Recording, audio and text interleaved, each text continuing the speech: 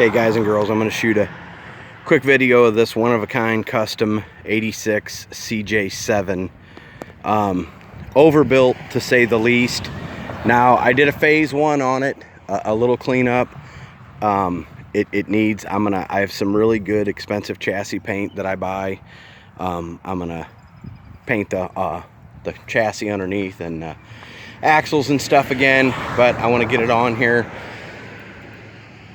For anybody who's going to question, the value of this thing, I'll gladly get it appraised, because if you were to take this to a chassis shop and get the amount of welding and fabrication done that was done to this, you would have way more than I'm asking in it. So it is supposed to be a 355. He claimed it was over 400 horsepower. It's very torquey. It don't run bad. It's obviously very big.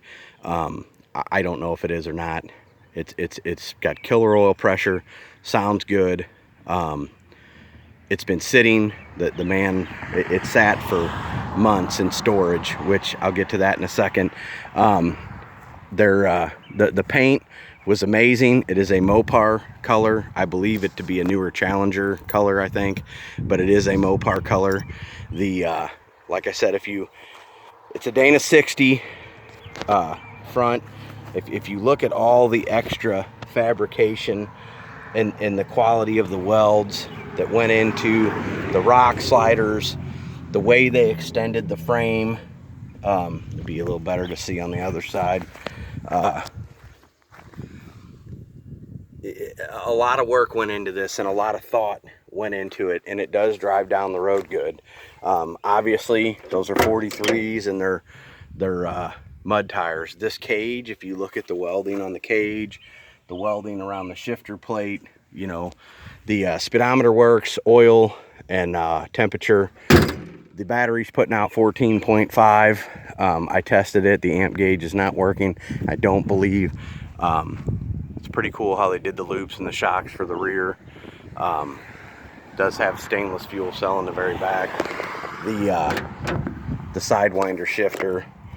Like I said, I did not do a full-blown super cleanup on it yet.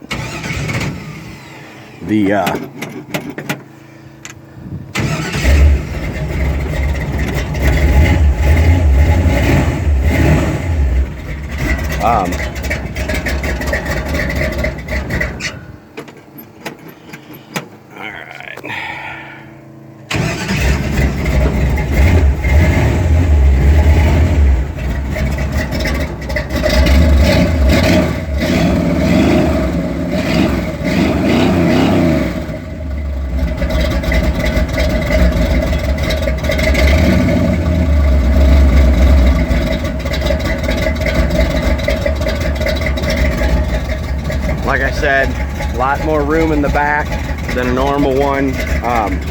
It is stretched, and like I said, once I get the chassis painted, so the wheels and the cage were actually chrome, and I'm thinking they were powder coated chrome because they had some kind of reaction when it was sitting in storage and they turned a coppery, the color of a penny.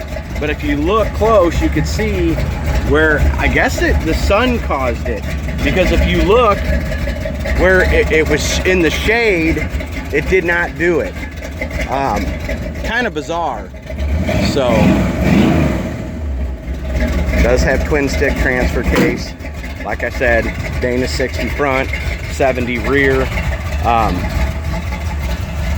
355. It's supposed to be a 355. I'm gonna say it's 350.